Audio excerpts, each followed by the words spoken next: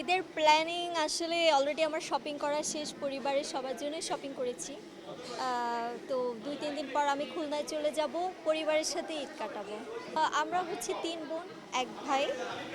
উম এটাই আমাদের পরিবার, বাবা-মা। জি? এবার ঈদে ওই যে বাবার জন্য পাঞ্জাবি নিয়েছি, মায়ের জন্য 3 পিস নিয়েছি, ভাই-বোনদের জন্য কাপড়-চোপড় কিনেছি।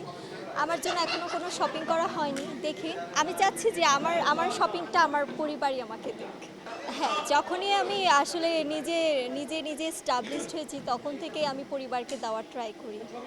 ভালো, কারণ আমি কিছুদিন আগে আমার একটা সিনেমা রিলিজ হয়েছে। তো ওই সিনেমাটা নিয়ে মূলত আমার আসলে প্রমোশন চলেছিল, ইন্টারভিউ দিয়েছিলাম এবং মুক্তি সিনেমার জন্য আমি রেডি হচ্ছি। কারণ আমি খুব কম কাজ করি। তো আমি ইনশাল্লাহ আসলে মুক্তি নিয়েই সবার সামনে আসবো। খুবই পছন্দ করি। মানে আমার অনেক সিনেমা লাগবে, অনেক কাজ লাগবে, এটা আসলে আমি একদমই চাইনি। আমি চাই যে আমি আসলে মুক্তিটা দিয়ে সবাইকে প্রমাণ করতে চাই।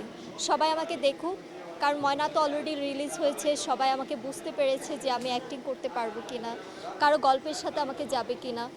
ওইটা আসলে ওরা বুঝুক, চিন্তা করুক এবং ভালো কোনো কাজের জন্য আমাকে অফার করুক। ভালোই লাগে, কারণ স্বপ্ন দেখেছি বড় পর্দায় আসার, বড় পর্দায় নিজেকে দেখেছি আমি সাকসেস। না, আ আসলে ওইভাবে না। বলতে গেলে আসলে আল্লাহর সৃষ্টি সবাই তো আসলে গড গিফটেড। কিন্তু এক্সট্রা যে কোনো কিছু করা হয় স্কিনের জন্য, আমার এটা না। কারণ আপনি দেখলেই বুঝতে পারবেন আমি গত ৭-৮ বছর আগেও যেমনটা দেখতে ছিলাম এখন ঠিক তেমনটাই আছি। কোনো আপনার এই পিলিং বা পিলার-টিলার কী বলে এগুলো আসলে আমার আইডিয়া নেই।